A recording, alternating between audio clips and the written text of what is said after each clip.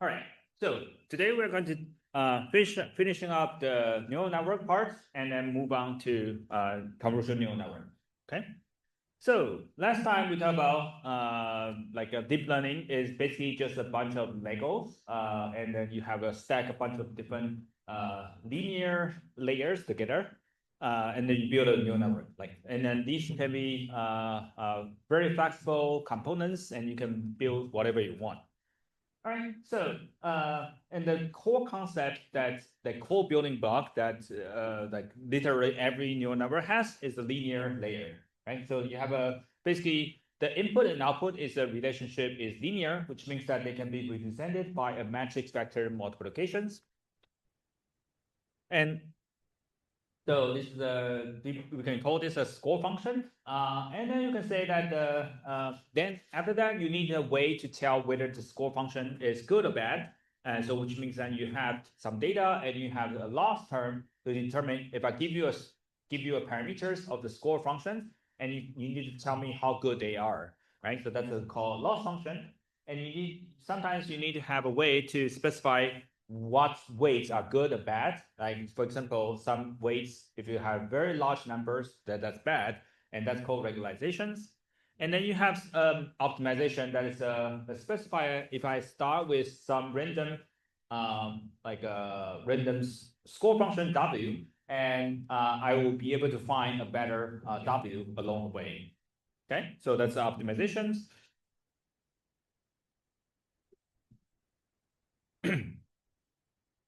All right, so these are the key concepts, key terminologies that you should remember.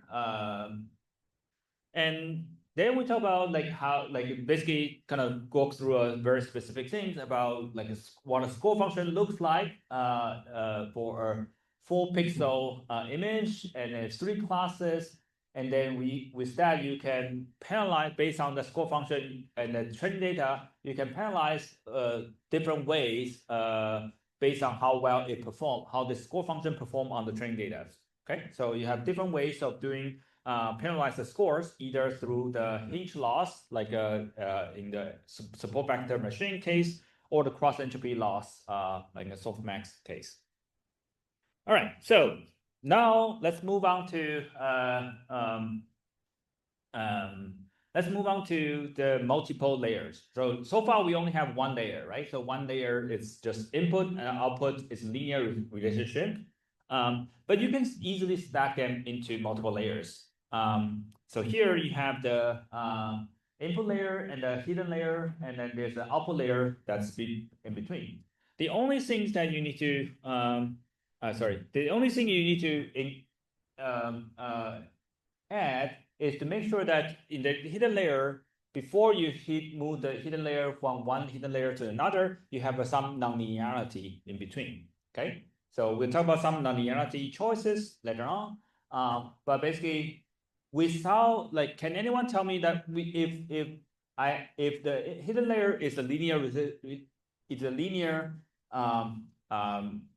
like a matrix vector multiplication of the input layer, and if the output layer is also linear, what will happen if I don't have nonlinearity that's called activation function in between? What will happen? Yes. No better. Can you say that again? No better. It's no better than linear classifier. And do you know why?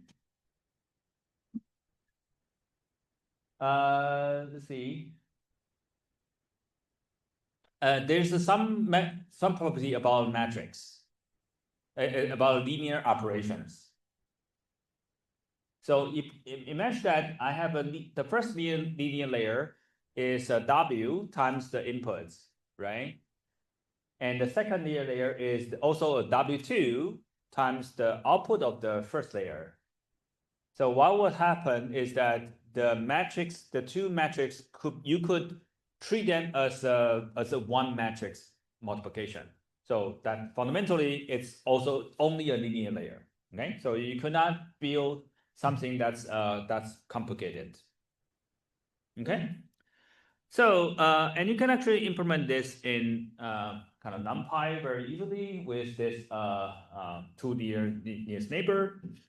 And what will happen if you just run this and you try to feed some models is that if you add more neuron, like if add more hidden dimensions, you get something more and more complicated, right? So some models are more complicated, and you can see that now you initially it only can feed these nonlinear regions, but as you add more and more neurons, you can find that they are more complicated, and then now start to have behave like they are able to feed the data better. But sometimes this is not what you want. You don't want the model to just memorize the training data. What you really want is to is what you really care about is the model, whether the model can, after training, can work well on real unseen examples. Okay, so this is where the regularization comes in, right? So you usually want to add a regularization that says that even though you have many neurons, you want that like flexibility to feed the model, but at the same time, you don't want the weights of these of all these connections to be too large. Okay, when one of them is too large, then this is where this overfitting behavior will happen. Okay. All right. So so this is where kind of you add more regulations, you get something more kind of the model will be more well behaved.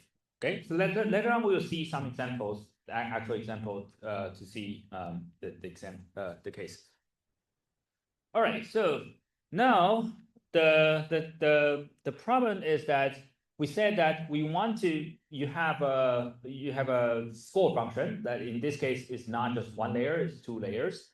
But the problem is that how do you compute the gradients, right? Remember that later on earlier last lecture we talked about, okay, if I have a model and have a gradient, then I can run something like a gradient descent, right? Last lecture we also talked about how you kind of how can you improve gradient descent using momentum, using adaptive learning rates, and combining together become atom and all these advances.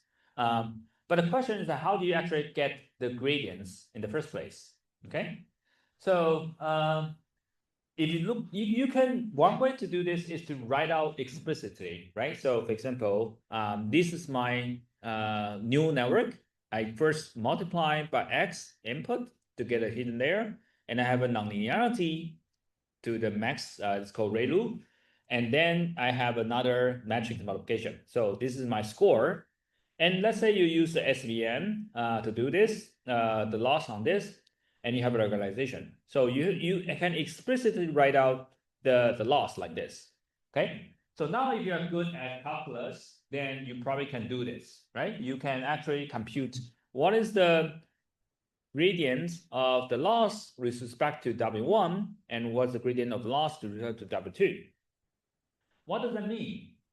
It means that I want to know if I move each dimension of W1 a little bit, what will happen to the loss? Okay, that's what the gradient means.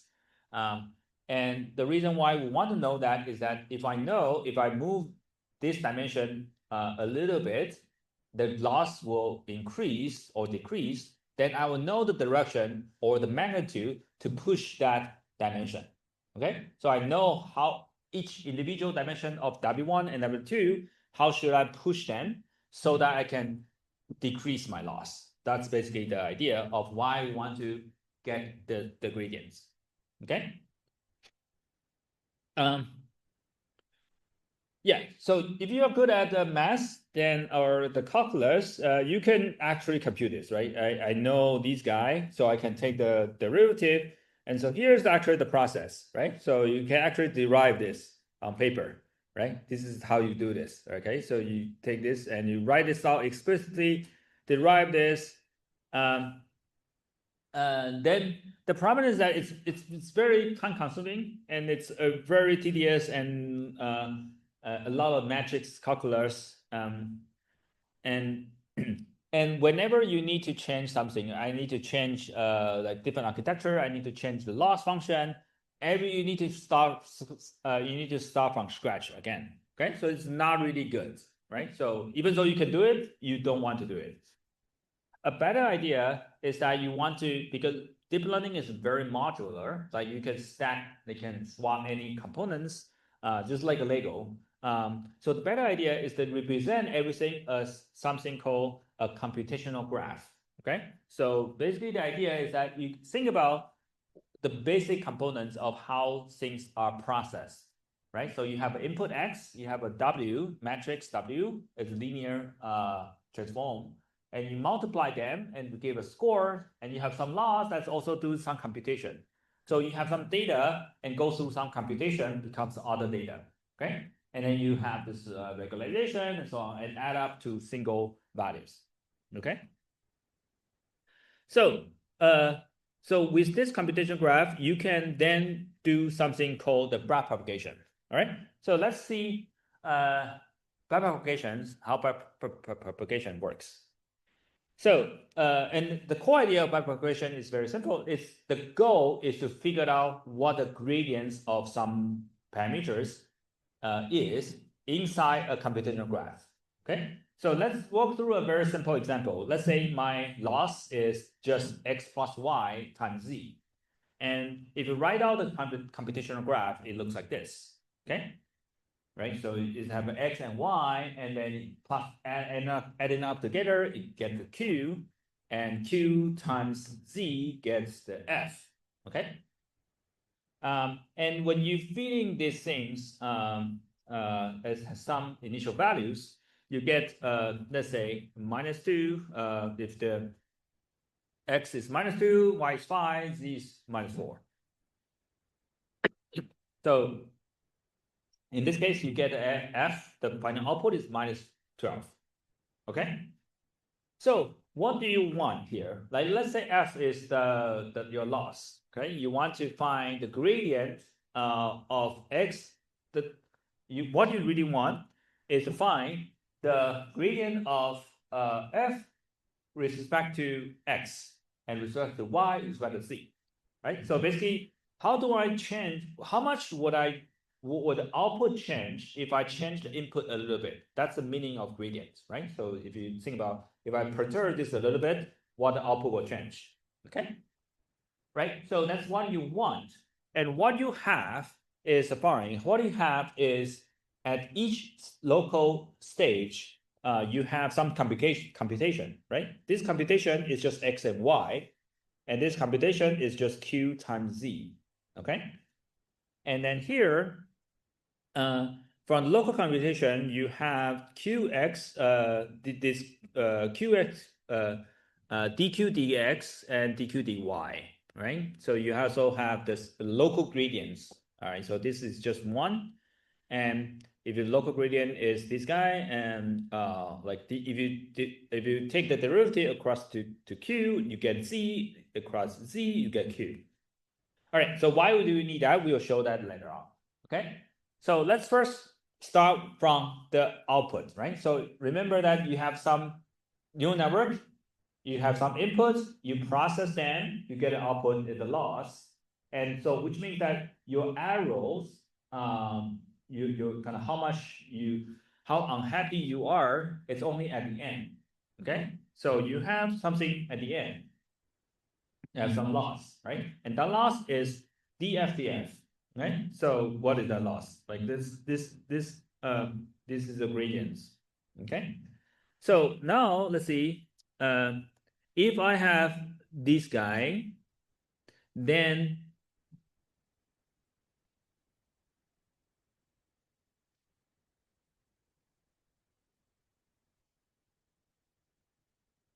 sorry, let me see. Okay, so again, I want to have these three things. Okay, so what do I do? The first thing is the following. The first thing is that what is this df dz, right? What's the gradient of f with respect to z? Okay, so in this case, I can check this out, right? So I know because f equal to q times z, this times this, and the gradients is just q, right? So this is the value of q. So you directly know what that is, right? So this is very simple. So you know because it's at the end, right? So it's very close to the end. So you can just compute this local gradients. You know the answer. Okay. But what is this in this case? A dq df. dq df, you know that's the value of z.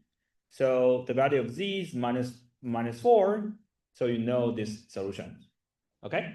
So at the end, it's very easy because you directly know if you know the computation, you can directly know what the value of this is. Okay. So questions so far? Yes. -4 is sorry, this is a little bit small. So I want to get the dqdf, this guy, and dqdf basically says the following. So if I change this a little bit, how much this will change, right? That's the gradients. And dqdf, you know f is q times z. So dqdf is, if you just take the positive derivative with q, then you get z, right? Just in this case, the z is just from the perspective of q, z is just a constant. Okay? Make sense? All right. So this is how you get -4. All right. So now this is kind of trivial, right? The question here is that how do I get the dx, the partial derivative with respect to x and y? They are not directly at the output. All right. So this is where the backpropagation, the name comes from, right? Starting from the back, and I want to propagate the gradients from the end to all the way to the front. Okay, that's why it's called backpropagation. All right, so what are the core principles here? So the core principle is the following. So now I want to know if I change something here, how much this will change, right? I want to if I change x, how much this will change. If I change this, how much this will change. Okay, but I don't know that directly. So what I would do is that, so since I know now how much this will change, if I change this a little bit, how much this will change, then I can chain the reaction together. Okay, so there's a chain rule going on. That is, if I want to know how much this, if I move this a little bit, if I change y a little bit, how much f will change. The way, if I want to find that out, what I need to do is to find out how will, if I change y, and if I know how much this q will change, and at the same time, I know that if I, that is this guy, and if I know, if I tune q a little bit, how much f will change, this upstream ingredients, then I can multiply them together, I get this gradients. Okay, does this make sense? So basically, I want to know how from 1, if I change y a little bit, how much f will change. And the way to get that is to compute the gradients in between. Okay. So in this case, what I will do is that, and we call this dqdf. This is coming from the back, right? We call this upstream gradient, and we also have the local gradient. Basically, it says that if I change y a little bit, how much q will change, right? So the local, and you have something that's summarized from the upstream. Okay. And in this case, what would this? In this case, the dq dy, in this case, the local gradient is this guy, right? The q equals x plus y. So dq dy is just 1. Okay, because nothing to do with x. So it's just 1. So in this case, the gradient is just directly propagate. Here is -4, is propagate to here, the -4 here. Okay. And same thing here, you have -4 here. Okay, so now you see the pattern, right? When I build a neural network or transformer, whatever, it's building from a bunch of building blocks. Okay. Once I know every building blocks, the computation of every building block, then I will be able to do the backpropagation. Okay, that's why it works for all the cases. Okay, so the principle looks like this, right? So every time you have some input to some computations, and then you have the x, y, and you get some z. Okay, and in this case, you could compute a local gradients and dx dz dy dz, and at the same time you have something that's coming from the end, right? So some process and in the end you have a loss and you propagate through that. So you have an upstream gradients, right? Basically it tells you that if I change this z a little bit, how much the loss will change. Okay, because at this point, if I know this upstream gradient, then I will know the downstream gradients here. The downstream gradient is just multiplication together. Okay, it just says that if I change this a little bit, how much this will change, and at the same time, I know if I change this a little bit, how much loss will change. If we multiply them together, it basically says that if I change this a little bit, how much the loss will change. Okay, that's the loss gradient. Okay, very, very simple idea. Okay, and then you can do this for the y as well. And then now once you these x, now you know how the gradients works, and you can propagate to other unit as well. Okay, so that's it. That's basically the mechanism that powers every machine learning applications, and you see every ChatGPT things you use, it's from this. Very, very simple. And actually, there's no variance of this. Basically, just that this is the method. Okay. No new fancy more complicated algorithms. Just basically the simple idea of if I want to compute the gradients of something in the computation graph, I just starting from the end and gradually propagate. Okay, any questions? All right, so all right, so let's see whether we can do another examples. So imagine that you have like a this is called, if you know machine learning, this is so logistic regressions. So you have a input and you have a linear weighted, and then you pass more to a sigmoid. So what you will do is that you have this kind of computation, right? So you have all this computation in between, and how like basically computations related to this data, process data, and you get the output. Okay. Right, and then what you do is that, okay, so for example, you give us some initial numbers, you get some these numbers to begin with. Then you can first build up how do you compute the gradients? If you have some loss in the end, how do you compute the gradients? The idea is that you need to first build a local, basically you need to know the input-output relationship of each computations and their gradients. Okay, so for example, you need to know, okay, if I have exponentiations functions, what the gradient looks like, it's also exponential.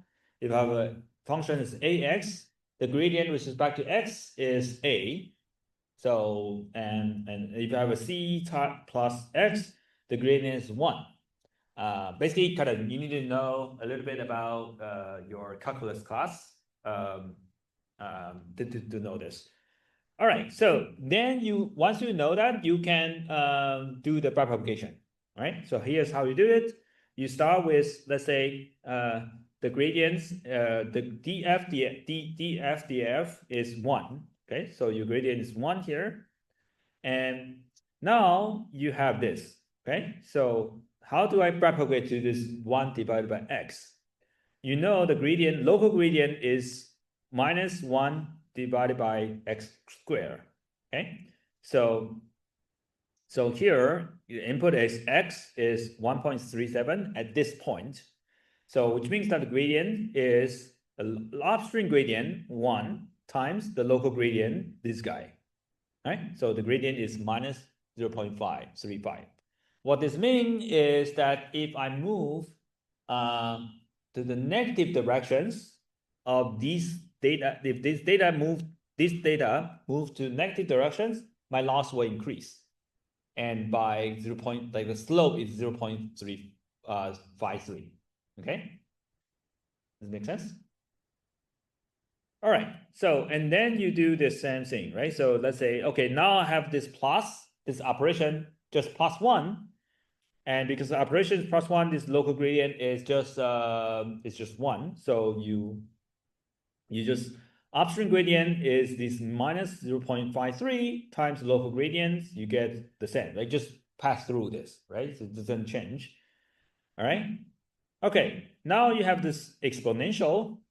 Next, we have this exponential. I have input data exponentiated to the output data. It's a computation, right?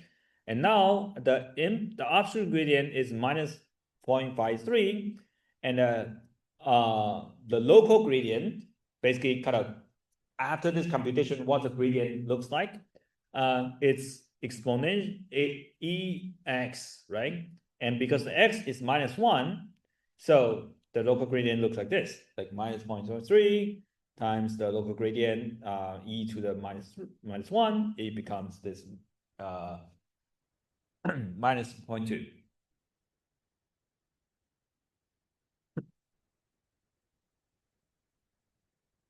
Okay, you get the idea? So you start from the end, you can easily propagate if you know every local gradients, and you just multiply the upstream gradient with local gradients and you're done.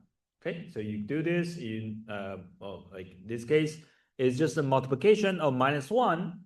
So which means that you because you know the local gradient is a, if I have a function that's ax, then this a here is -1, then you just multiply by this upstream gradient, and the local gradient is -1, you get this guy.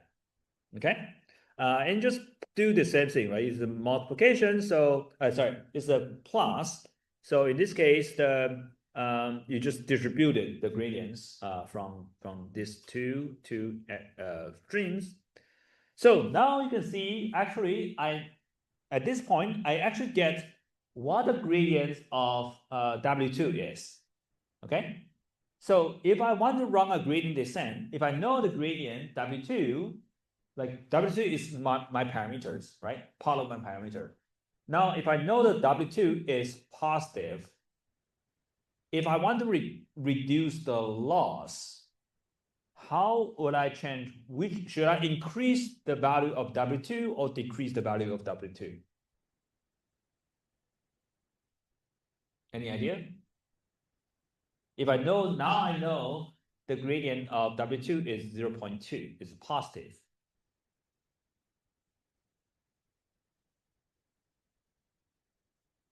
Should I increase the value of W2 or decrease the value of W2?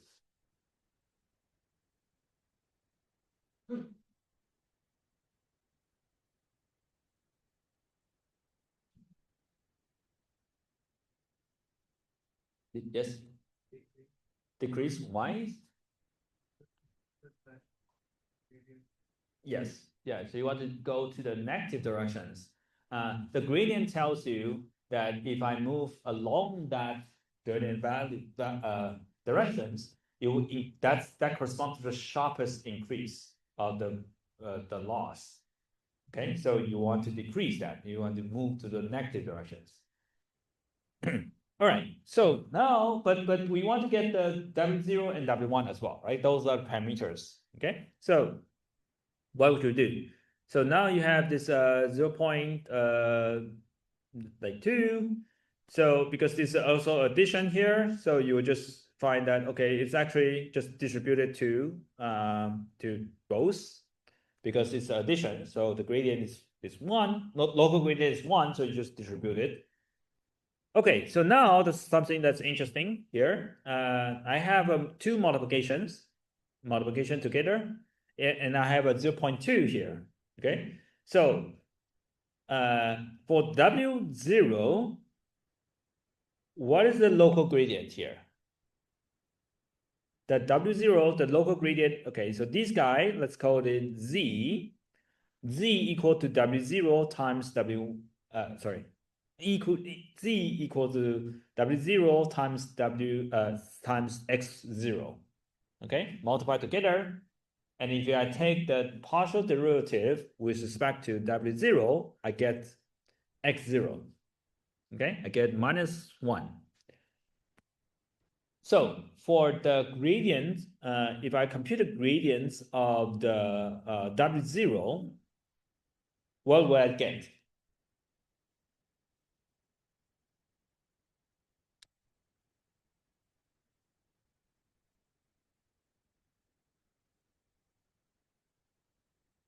Any idea? What will be the local gradient here, right? So if I want to compute the W0. Yeah, you already compute this, multiply this with the upstream gradient. So it's going to be the local gradient that's just -1 times the multiplied by the upstream gradient of 0.2. Okay, so in this case, it's like this. For the gradient for W0 is going to be this guy, upstream gradient times local gradient. Okay. And interestingly, you can also compute this with the the X0. Like you can, if I'm feeding the input to the network, I can generate an out, like a loss, and I can propagate the loss to the input itself, right? So not just to the weights, right? So here you can see that I can also tells you how should I change the input X so that I can change the loss. So this, like, it's not just the weights, right? If I change the weights, it's going to be it's going to be the neural network training. I can change the weights so that I can feed this model better. But I can also give you the gradients of the loss with respect to the input X. Right? So this has later on, if you take other courses in machine learning, this will come up in the form of adversarial examples. Okay, so where you can actually tune your input. For example, you take an image, you can actually change some input, some pixel intensity. It's imperceptible for humans. Like humans still look at an image, it's like it's a car, but the machine learning model may classify. You can fool the machine learning model to classify it as a random object, like a people. Okay. All right. So just tell you that this is very powerful. You can actually compute the gradients with respect to anything that in the network. Okay. All right, so to verify this, you can see that, okay, these guys, all this computation is just a sigmoid function. So this is sigmoid, and you know exactly what the sigmoid gradient is, and you can actually compute this. You can just validate that this is true. Okay.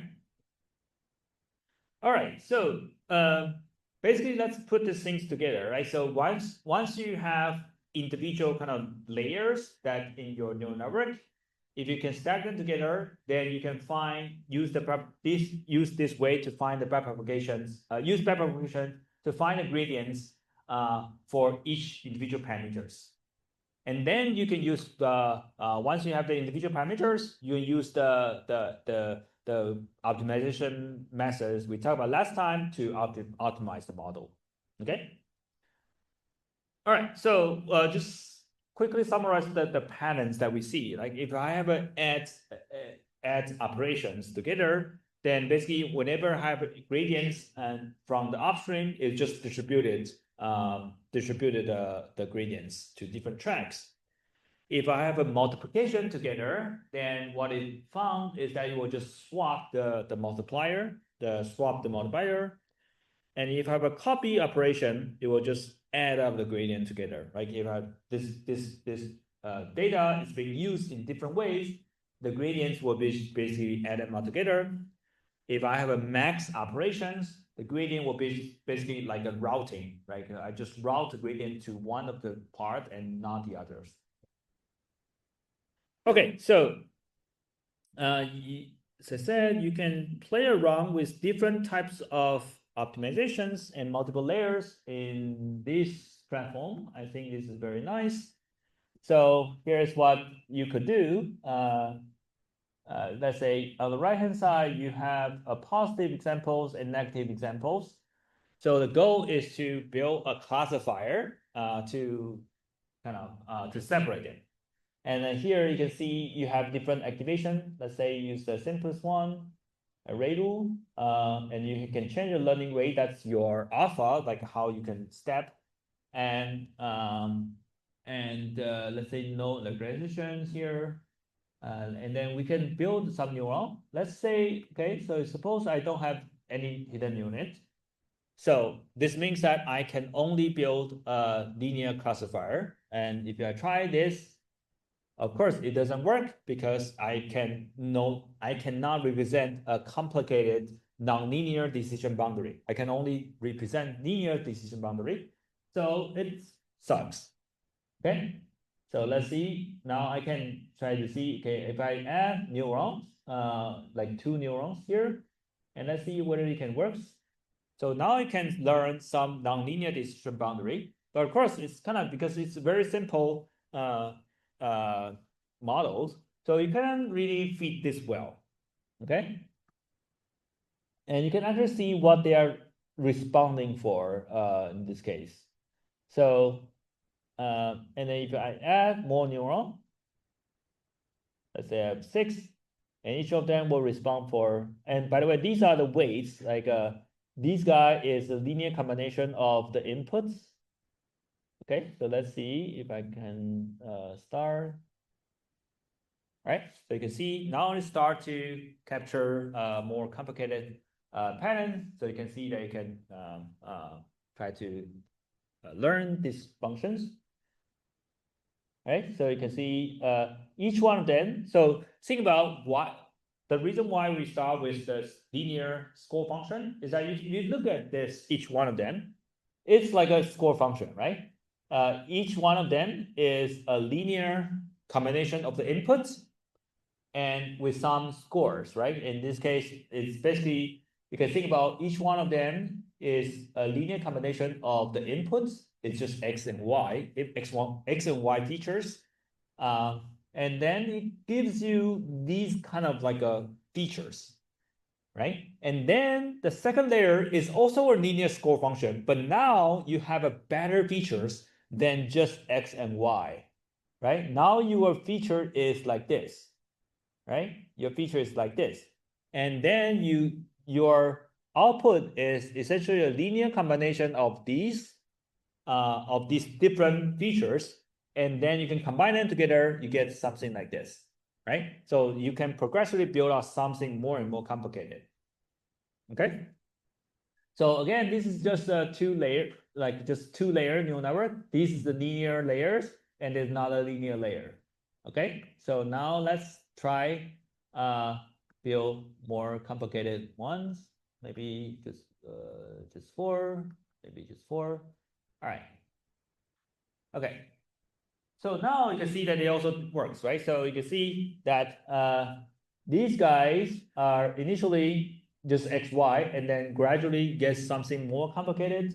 And you can see that now this neuron is already pretty good, right? This neuron is already very good.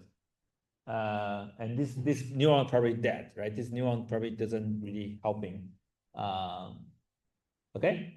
So with this, you can actually maybe try something harder, right? So in this case, it's very difficult examples. Let's see whether this work. I don't think this will work. So you can see that all these features are intertwined with each other. You can see that it's trying to carve out the space of the of learning these things. Like they work decently well, but you can see that they're not sufficiently complex to capture all this to cover all the space well. And so here, let me see if I can make this more complex. Whether this will work, I don't know. All right, so you can trend. All right, initially this doesn't have nothing happening, and gradually it's learn the things. Right, I think it's doing better than the last time because you have a more complicated model.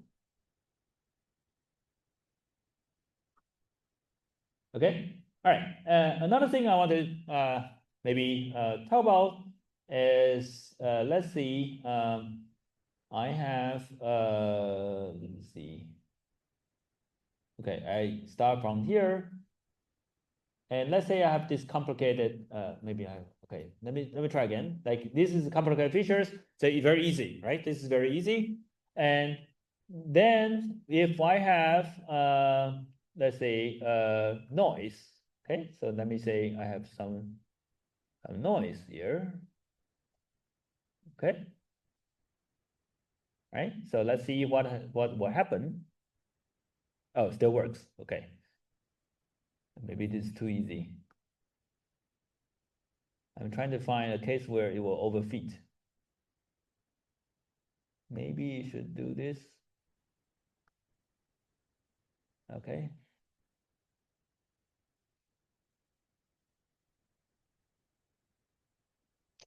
Okay, I should make this more complicated. All right, see if this works. Still works. Okay.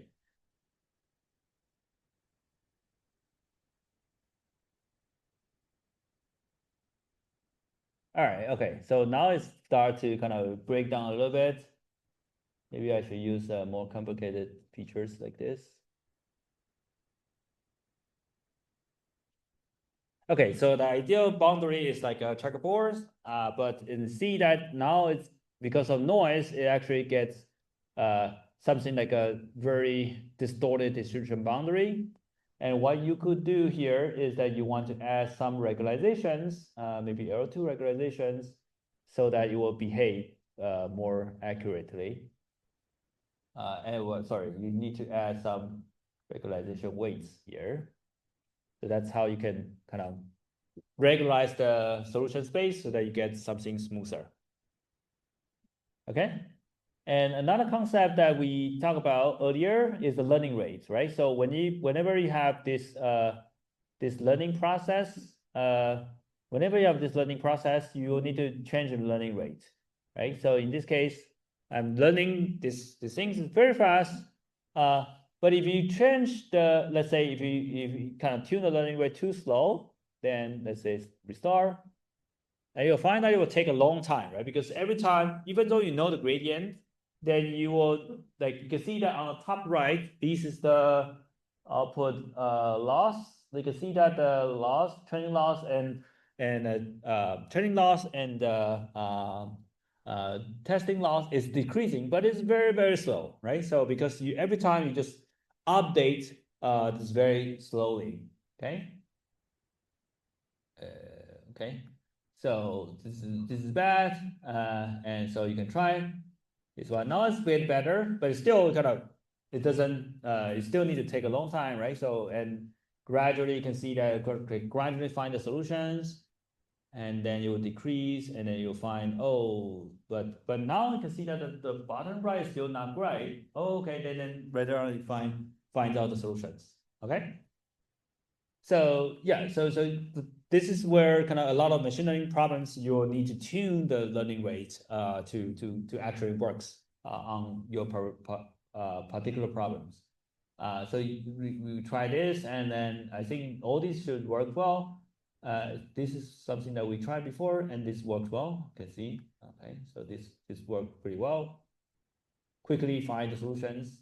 But what will happen if I change the learning rate too large, right? If I try to, if I find a gradient and then I move your gradient along, like if I choose a step and the step size if it is too large, then this is what will happen. Okay, so in this case it's fine. But what if have like a larger learning rate, even larger learning rate? It's still fine. All right, so I'm trying to break this down. Maybe because I have the regularizations. Okay. Wow. Okay. Let's see. I try to break it. Okay, so you can see that initially kind of screw up a little bit. Maybe I don't need this complex things. Wait. Oh, sorry. I should move this.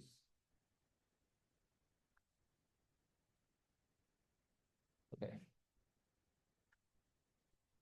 Yeah. So let me just go all the way. See you can. All right. So yeah. So I finally broke it. So you can see that even though you know the solution exists, but because they oscillate too much, so they couldn't be because the step size is too large. Even though you know that the gradients, the correct gradients, it would just diverge to something that's arbitrary, like arbitrary large. Okay. So in this case, you couldn't really, if the gradient is too large and it will like even larger, it just give you some random solutions. Okay. So that's why you need to tune the learning rate to be a reasonable range. I think in this case, 0.23 is kind of the magic number, I think. Okay. Okay, question about, so I think this program is good. You get basic understanding of how all these components are talking about, and building this multiple layers of neural networks. So you can see that you can actually inspect all these weights. So what this is doing is that you will learn these features. So the beauty of deep learning is that you no longer need to design what individual features are. You just need to build this network, and then the model learns what features will be useful for the next layer and next layer. Okay. So yeah, so in this case, you can see that initially it's just the feature is just X and Y. So you can only learn from these features. The best you can do is to learn a linear classifier. But if you have this nonlinear function, nonlinear data, what you couldn't do that. You couldn't classify this nonlinear data by just using these two inputs. So you need to come up with the better features, right? So you can see what are features they come up with, right? Initially, they still couldn't do that, right? And these are the initial features from after the first layer. But after the second layer, you can find that, okay, they start to find some interesting features, right? So they start to find that, okay, some features on the, like, by combining these features and these individual features, they come out with these features. You can find that they actually are kind of locating on this nonlinearity. And then once you kind of combine these things, you get something that's on the output on the right hand side. You actually don't need this. I don't think you need this many hidden layers. Let's see. Maybe this will all just work. Okay. So you can see that what it does is that you start from initial features. You give it. You come up with these features, and the second linear layer is also taking this new as input to come up with the output decision boundaries.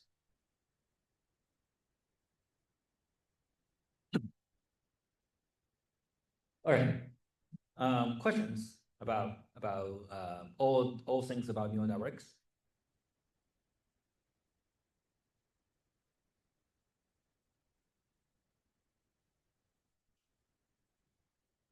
Is it good? Yeah. Good. Bad? Not sure. All right. Okay. So let's see how I can turn this off. Yeah. So this is good. I think you should play with this whenever you have time. Okay, so what I'm going to do for the remaining maybe 20 minutes is to talk about CNN. Okay, so basically the idea is that imagine you have a kind of training and testing process.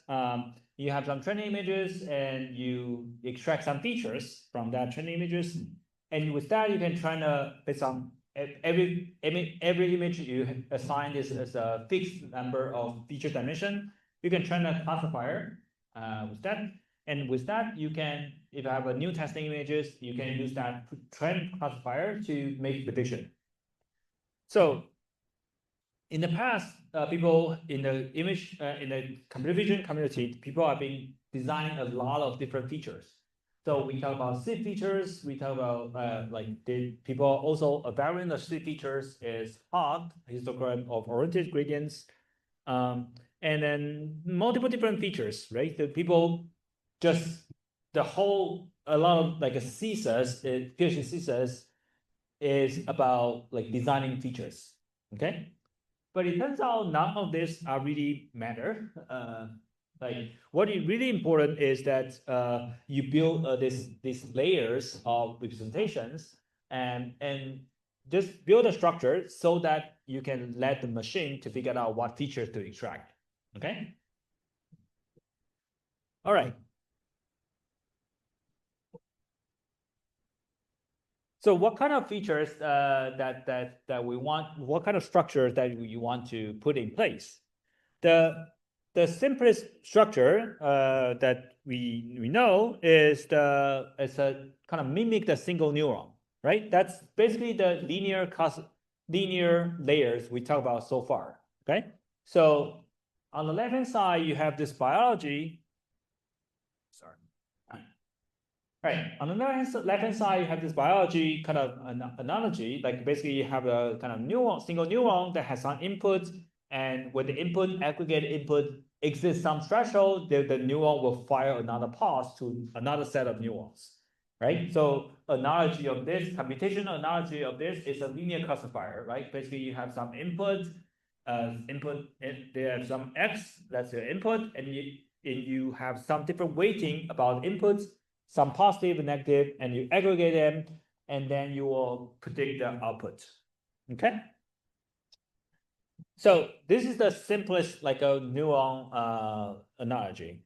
And later on, people find that in 1950, people find that by basically looking at cats. Okay, so basically what they did is the following. They put a cat and then put an electrode on their neuron cortex, basically kind of electrode, and like I don't think this is going to be a present experiment, but that's what it is. Like they record the process of their visual cortex, how they respond to some stimulus. Okay, so what they find is basically try to understand how cat vision works. Okay, so what it is the following. This is the actual experiment they did. So they want to fly this kind of light pattern. Because here is the spots.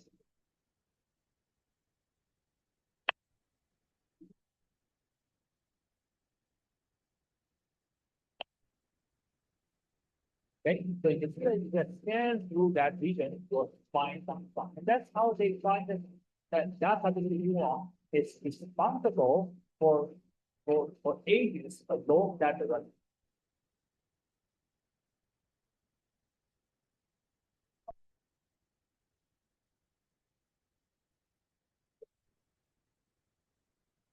All right, so this is important. You can see that they only are responsible for that particular neuron that put the electrode on the cat's brain is responsible only on the light coming the high contrast along that particular directions, not the other direction. Notice, pay attention to when they move these lights from here, you don't hear anything. Right? Silent.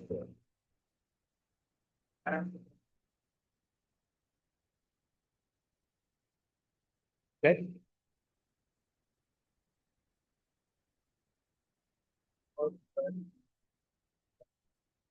So can anyone relate this to the content we talked about way back in the beginning of the class? So what is this cat's neuron doing? Yes. doing an edge detection in that specific direction. So maybe like it has a matrix where the eigenvalue is big in one way. Yeah, yeah. So essentially, you can imagine that they are that the cat's neuron, like of course, this biological neuron, we don't know how exactly they build it, but the behavior, it looks like they are trying to detect oriented edges, right? So that you can imagine that there's a filter that's maybe I don't know how large, but it's kind of 5 by 5 filter where they have some weights that detect these horizontal oriented edges. Okay. So here are some more examples. Like you can see that if you have the filter that detect these edges, it doesn't matter if I move along different direction, right? Only will respond to this. Okay. I think they have others. Okay, so if you have lost it, if, even with direction, but if there's no contrast, it won't have any response. Okay, this is also. Okay, so that's how they figured out. Okay, the cat vision is actually have this kind of local filter going on. Okay. All right, so you can see that they do a lot of experiments trying to figure out what type of neurons are there in the human victims.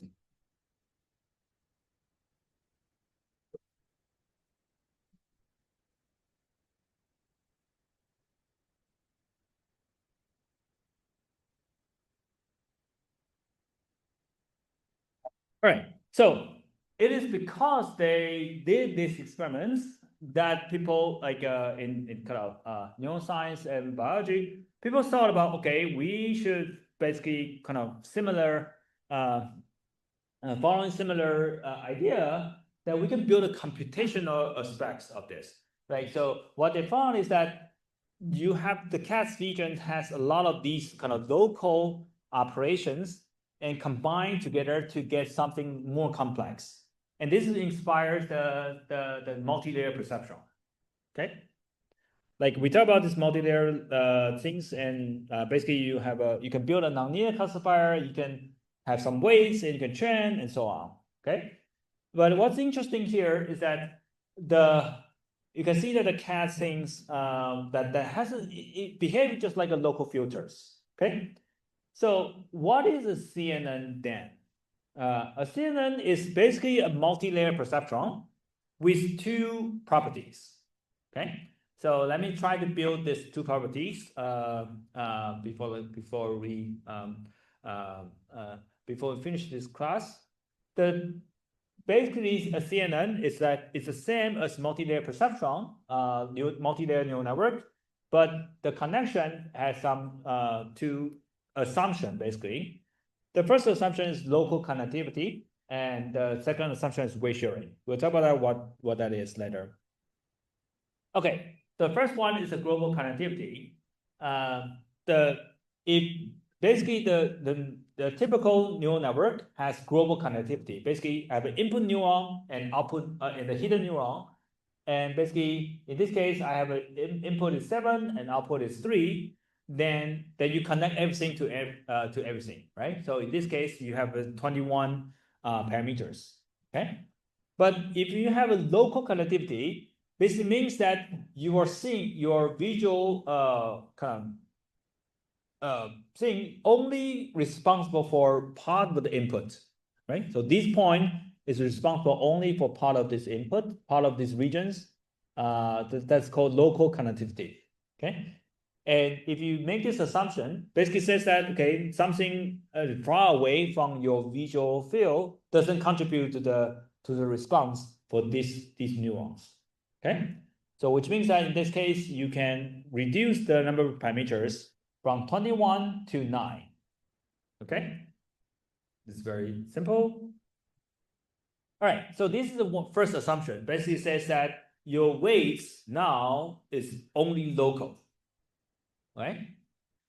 the second assumption you make is the is weight sharing, which means that just imagine this. If I'm a cat and I build the cat has this edge detector, right? So they kind of maybe they can use this to detect the prey or something like that. They have this edge detector. It's very unwise to use that edge detector only on a particular location, right? They want to be able to use that functionality to do detections of edges for all the possible directions, right? So this is the idea of weight sharing. So instead of having different weights, let's say this is some kind of edge detector for this location, and here you have different weights, and here you have different weights. If I build a edge detector weight features, I should just use them everywhere, every locations. Okay, so then this is basically the idea of weight sharing. Instead of using 9 parameters to describe how I would represent input and output relationship, I use just 3 parameters. Okay, and these all 3 parameters are shared across space. Okay. Right. So in this case, you have like weight sharing. In this case, you have from then, which means that you can actually from a multi-layer perceptron, a linear layer. Initially, you have 21 time parameters, but after that, after these 2 assumptions, you only need 3 parameters. So it's much more parameter efficient, and you don't, which means that you don't need that many data to feed the functionality. Okay. All right, and you can the same thing, and people will talk about you have different channels, right? So what does that mean? When you have an input, like say if you have an input filter like this, you have input single channel, but your input may have multiple different channels. For example, the color images, you have RGB channels, right? So you can have you have a different channels, your weights is just different. You have just different weights. Okay, so in this case, you have 6 numbers. And not only in this case, each weight is a kind of, you can think about it's a one type of feature detections, right? It is maybe detect some horizontal edges, the other weights detect vertical edges. So which means that you can also detect you can have multiple different features. Okay, so you can have multiple different outputs. Okay, so this is just a single outputs, and you can have from a single input layers, you can have multiple output layers. Okay, so in this case, these layers use the same feature, and this layer use another set of features. You have feature weight 1, feature weight 2. Okay, so you probably will see a lot of figures that looks like this. Okay, so you have an input and you extract some feature, you get another tensor and so on. Okay, so and all this comes from these 4 concepts. Okay, the first one is the local connectivity. You have a features. You have some features that is only everything else is 0. Only you only have the connectivity within local regions. Okay, so which means that when you look at that particular regions to determine that whether that is a corner or edges or face, you only need to look at that particular region. You don't need to look at the entire visual field. Okay, so that's local connectivity, and then you have this weight sharing concept.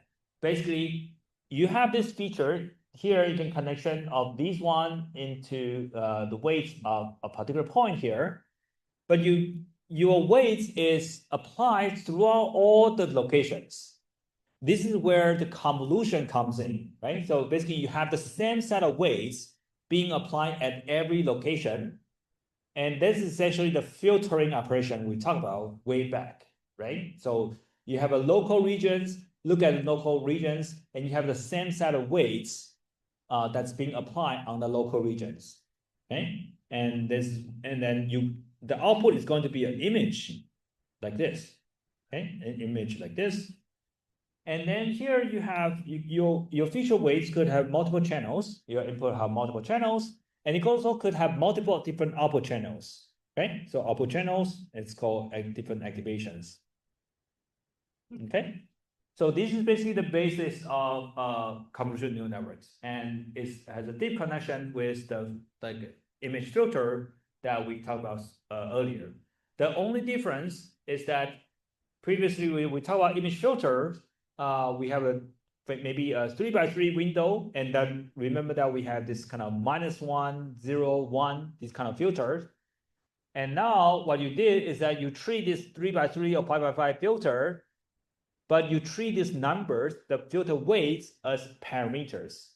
These are the things that you learned through the backpropagations. Okay, that's the only difference. But the fundamental kind of how they operate in the local region and extract features, all these are the same.